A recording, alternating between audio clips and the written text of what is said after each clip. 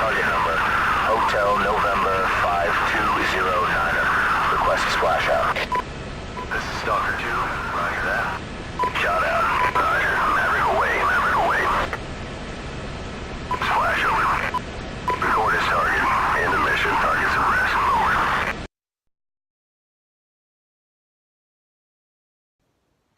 As seen in that boring PowerPoint and more exciting drone footage, a large percentage of drone usage is military-based. People have an issue with military drone strikes because it undermines the severity of taking a life.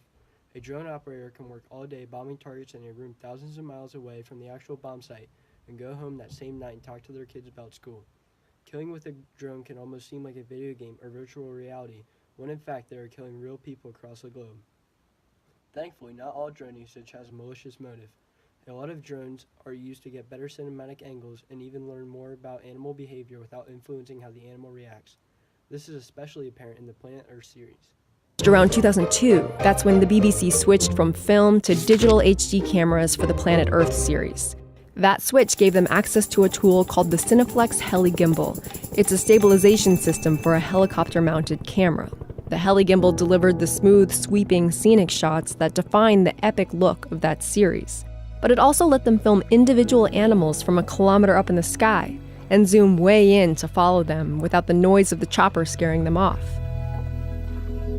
And that changed the way that they could capture behaviors like hunting. If you look at how people shot and edited hunting sequences, because of the nature of where you had to put the camera, you could never get long continuous shots, because you'd get a shot on a tripod, the wolf would run up, you had to jump up, get the Land Rover, run across, put the tripod down, get another shot. So it always had to be quite edited and quite constructed. Compare that to the wolf hunt in Planet Earth. Once that wolf started hunting, you could just fly along, keeping your distance, and in one shot, you could just see how that drama played out. And you just do not know what's going to happen.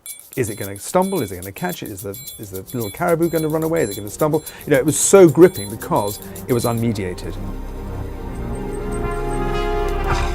The Cineflex system required digital cameras because it separates the lens from the camera's data storage, which at the time was digital video cassette tape. You just can't do that with film. The 400mm zoom lens is mounted inside a series of rings called a gimbal that isolate it from the movement of the helicopter with the help of small sensors called gyroscopes. Those sensors detect changes in orientation so that motors can correct for those movements almost immediately. So the camera operator can control the lens with a joystick inside the helicopter and zoom in without losing any stability. 10 years later, that stabilization technology comes in smaller, much more affordable forms. It's embedded in drones and built into rigs that you can hold in your hand.